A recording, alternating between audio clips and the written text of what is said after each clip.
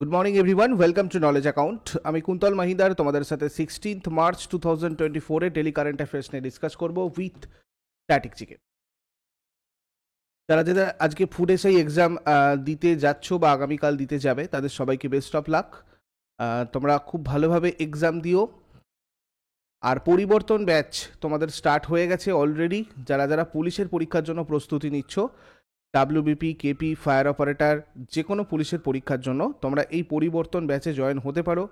এখানে তোমাদের 15 মার্চ পর্যন্ত ছিল অফারটা, সেটাকে বাড়িয়ে 31 মার্চ পর্যন্ত করে দেওয়া হয়েছে। তোমরা 31 মার্চ পর্যন্ত এই অফারটা পেয়ে যাবে। ডাব্লিউবিপি 24 কুপন কোডটা ইউজ করে মাত্র 880-তে এই ব্যাচে জয়েন করতে পারবে, যেখানে তোমাদের প্রত্যেকটা সাবজেক্টের চ্যাপ্টার ওয়াইজ ক্লাস এবং তার সাথে সাথে চ্যাপ্টার ওয়াইজ এমসিকিউজ প্রিভিয়াস ইয়ারের, এবং তার সাথে সাথে তোমাদের chapter wise online test, category wise test এবং ফুল লেন্থ টেস্ট। তোমরা কেপির পরীক্ষা দাও, ডাব্লিউবিপির পরীক্ষা দাও বা ফায়ার অপারেটর পরীক্ষা দাও, যারই পরীক্ষা দাও না কেন, তোমরা ফুল লেন্থ মক টেস্ট তোমাদের প্র্যাকটিস করার জন্য এখানেই পেয়ে যাবে। আলাদা করে অন্য কোথাও মক টেস্ট করতে হবে না। আর লাইভ ক্লাস এবং লাইভ ক্লাসের রেকর্ডেড ক্লাসও তোমাদের ওখানে থাকবে, যেগুলো তোমরা বারবার দেখতে পাবে। আর পিডিএফ যেগুলো স্টাডি মেটেরিয়াল তোমাদের দেওয়া হবে, সেগুলো তোমরা নিজেদের ফোনে ডাউনলোড করে প্রিন্টও করতে পারবে। তো এগুলোর জন্য আরও ডিটেলসে যোগাযোগ করার জন্য এই হোয়াটসঅ্যাপ নাম্বারে তোমরা চ্যাট করে নিও বা এখানে কল করে নিও। এছাড়া প্রিলিয়ার মেডের ইন্টিগ্রেটেড ব্যাচ, এটাও তোমাদের অফারটা 31 মার্চ করে দেওয়া হয়েছে। যেহেতু তোমাদের ফুড এসআই এক্সাম আছে, অনেকেই রিকোয়েস্ট করেছে, সেই কারণে তোমাদের 31 মার্চ এটা করে দেওয়া হয়েছে। তোমরা চাইলে এটা এখনও জয়েন করতে পারো এই অফারে। যে কোনো ভিডিওর টাইটেলে ক্লিক করলে তোমরা ডেসক্রিপশন বক্স পাবে, ওখান থেকে তোমরা জয়েন করে নাও। এরপরে এসে আমাদের অ্যাপে তোমরা ক্লাস করতে পারো। যদি অসুবিধা হয় অ্যাপের হেল্প চ্যাট সেকশন অথবা হোয়াটসঅ্যাপ নাম্বারে চ্যাট করে নিও। প্রথম প্রশ্ন, আজকে তোমাদের ইংরাজিটা এখানে দেওয়া হয়নি একটু টেকনিক্যাল কারণে, তোমরা অ্যাডজাস্ট করে নিও। নেক্সট দিন থেকে আবার ইংলিশ ভার্সনটা তোমাদের এখানে দেওয়া হবে। 2024 সালের মার্চ মাসে সিবিএসই এর নতুন চেয়ারম্যান হিসাবে কাকে নিযুক্ত করা হয়েছে? সিবিএসই এর নতুন চেয়ারম্যান হয়েছেন রাহুল সিং। এর আগে এই পদে নিযুক্ত ছিলেন নিধি চিব্বার। কেন্দ্রীয় সরকার 13 মার্চ 2024-এ সিনিয়র আইএএস অফিসার রাহুল সিংকে সেন্ট্রাল বোর্ড অফ সেকেন্ডারি এডুকেশনের চেয়ারম্যান হিসেবে নিযুক্ত করেছে। Central board of secondary education হলো ভারতের স্কুল শিক্ষার একটি প্রধান বোর্ড। এর আন্ডারে কী কী থাকছে দেখো। CBSE consist of the following educational institutions like Kendriya Vidyalaya, government school, independent school, Jawahar Navodaya Vidyalaya, central Tibetan school. The motto of CBSE is Asatoma Sadgamaya. O Lord, lead us from untruth to truth. 2024 সালের March মাসে national clean Ganga মিশনের মহাপরিচালক হিসাবে কাকে নিযুক্ত করা হয়েছে? রাজীব কুমার মিত্তালকে নিযুক্ত করা হয়েছে 2024 সালের মার্চ মাসে ন্যাশনাল ক্লিন গঙ্গা মিশনের মহাপরিচালক হিসাবে। নমামি গঙ্গে অনুষ্ঠান সম্পর্কে একটু দেখে নাও সবাই। নমামি গঙ্গে কর্মসূচি একটা সমন্বিত সংরক্ষণ মিশন, যেটা জাতীয় গঙ্গা নদীকে দূষণের কার্যকর হ্রাস এবং সংরক্ষণ আর পুনরুজ্জীবনের দ্বৈত উদ্দেশ্য সাধনের জন্য জুন 2024-এ কেন্দ্রীয় সরকার কর্তৃক ফ্ল্যাগশিপ প্রোগ্রাম হিসেবে অনুমোদিত। অর্থাৎ 2024-এ কিন্তু এই নমামি গঙ্গে প্রজেক্ট স্টার্ট। এটা জলশক্তি মন্ত্রকের জলসম্পদ, নদী উন্নয়ন এবং গঙ্গা পুনরুজ্জীবন বিভাগের অধীনে পরিচালিত হচ্ছে। এই প্রোগ্রামটা national mission for clean Ganga NMCG এবং এর রাজ্যের সহযোগী সংস্থাগুলোর অর্থাৎ রাজ্যের প্রোগ্রাম ম্যানেজমেন্ট গ্রুপ এসপিএমজিএস দ্বারা বাস্তবায়িত বা ইমপ্লিমেন্টেশন হচ্ছে। এনএমজিসিজি হলো একটা জাতীয় গঙ্গা কাউন্সিলের বাস্তবায়ন শাখা বা ইমপ্লিমেন্টেশন একটা ব্রাঞ্চ। 2016 সালে সেট করা হয়েছিল, যেটা জাতীয় গঙ্গা নদী অববাহিকা কর্তৃপক্ষকে প্রতিস্থাপন করেছে, মানে ওর বদলে এটা এসেছিল। নীতি আয়োগের উপদেষ্টা পদে কি নিযুক্ত হয়েছে? নীতি আয়োগের অ্যাডভাইজার হিসেবে নিযুক্ত হয়েছে নিধি চিব্বার। নীতি আয়োগ স্ট্যান্ডস ফর কি? National institution for transforming India. নীতি আয়োগের কোনো সাংবিধানিক এটা সংস্থা নয়। এটা 2015 সালের 1 জানুয়ারি প্রতিষ্ঠিত হয়েছিল। পরিকল্পনা কমিশনের জায়গায় গঠিত হয়েছে নীতি আয়োগ। পদাধিকার বলে প্রধানমন্ত্রী এই সংস্থার সভাপতি। নীতি আয়োগ ভারত সরকারের প্রধান নীতি নির্ধারক থিঙ্ক ট্যাঙ্ক, যেটা সরকারি নীতি এবং কর্মপন্থা উভয়েরই নির্দেশ দেয়। চেয়ারপারসন নরেন্দ্র মোদী, ভারতের প্রধানমন্ত্রী। Vice chairperson Suman Bery. Chief executive officer BVR Subrahmanyam. পূর্ণ সময় সদস্য Shri VK Saraswat, professor Ramesh Chand, doctor VK Paul, Arvind Virmani. 2024 সালের মার্চ মাসে কর্মী ও প্রশিক্ষণ বিভাগে department of personnel and training under secretary নিযুক্ত পদে মানে পদে নিযুক্ত হয়েছে কে? তো এক্ষেত্রে দেখো এপি দাস যোশী নিযুক্ত হয়েছেন।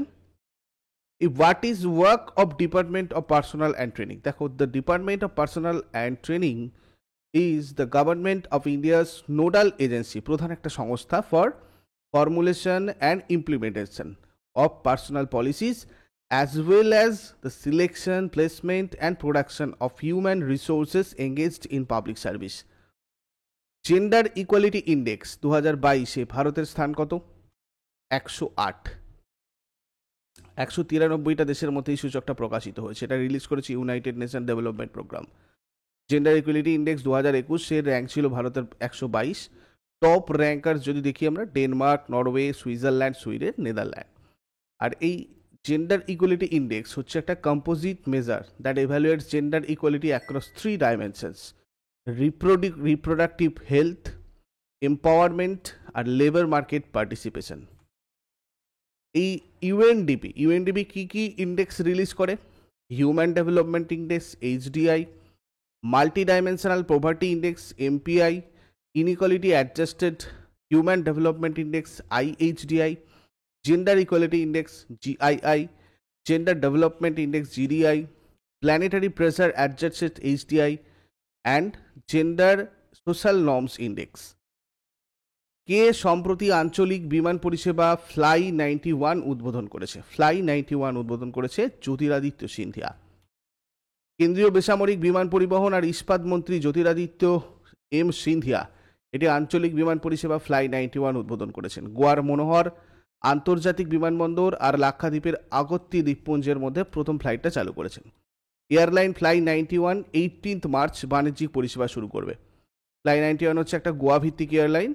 এর ম্যানেজিং ডিরেক্টর আর চিফ এক্সিকিউটিভ হচ্ছেন মনোজ চাকো। কোন রাজ্য কল্যাণমূলক কর্মসূচির বাস্তবায়ন পর্যালোচনার লক্ষ্যে নীনগাল নালামা প্রকল্প চালু করেছে? নীনগাল নালামা চালু করেছে তামিলনাড়ু। তামিলনাড়ু সরকার নীনগাল নালামা স্কিম চালু করেছে। এরা সুবিধাভোগী আউটরিচ প্রোগ্রাম, যেটা লক্ষ্য ফ্ল্যাগশিপ স্কিমগুলোর বাস্তবায়ন পর্যালোচনা করা আর জনসাধারণের অভিযোগের সমাধান করা। তামিলনাড়ুর রাজধানী চেন্নাই, মুখ্যমন্ত্রী কে স্ট্যালিন, রাজ্যপাল আর.এন. রবি। তামিলনাড়ুর লোকনৃত্য ভারতনাট্যম, কুমি, কোলাট্টম, কাবাডি এগুলো। উৎসব পোঙ্গাল, থাইফুসাম, নাট্যাঞ্জলি। উপজাতি আদিয়ান, আরনাদান, ইরাফুলান, Irular, Kadar, Kanikar, Kotas, Todas etcetera. National park Guindy national park রয়েছে, gulf of Mannar marine national park রয়েছে, ইন্দিরা গান্ধী বা আন্নামালাই ন্যাশনাল পার্ক রয়েছে, মুদুমালাই এবং মুকুর্থি। ভারতের কোন প্রতিবেশী দেশের প্রধানমন্ত্রী মার্চের তৃতীয় সপ্তাহে ভারত সফর করেন? এটা আমাদের ভুটান হয়ে যাবে। ভুটানের প্রধানমন্ত্রী সেরিং তোবগে 14 থেকে 18 মার্চ 2024 পর্যন্ত 5 দিনের সফরে ভারতে আসছেন। ভারত সরকার ভুটানের সাথে সহযোগিতার জন্য 3টি প্রস্তাব অনুমোদন করেছে। জ্বালানি সংরক্ষণ, জ্বালানি দক্ষতা বৃদ্ধির বিষয়ে দুটো দেশের মধ্যে একটা চুক্তি। দ্বিতীয় চুক্তিটা ভুটানে পেট্রোলিয়াম পণ্য সরবরাহ সংক্রান্ত।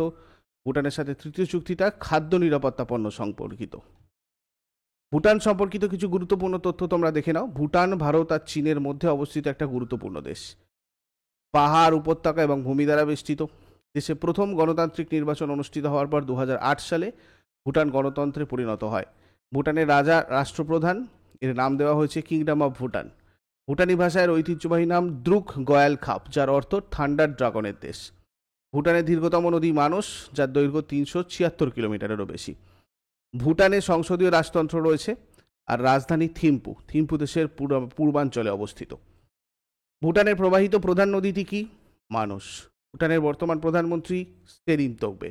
ল্যান্ড অফ থান্ডার ড্রাগন নামে পরিচিত কোন দেশ? ভুটান। IREDA কবে তার 38তম প্রতিষ্ঠা দিবস উদযাপন করেছে? 11 মার্চ।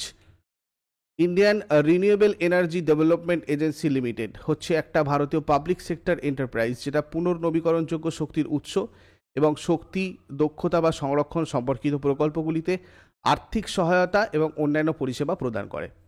1987 সালে এটা প্রতিষ্ঠিত হয়েছিল। এর হেডকোয়ার্টার রয়েছে নিউ দিল্লিতে। চেয়ারম্যান আর এমডি রয়েছেন প্রদীপ কুমার দাস।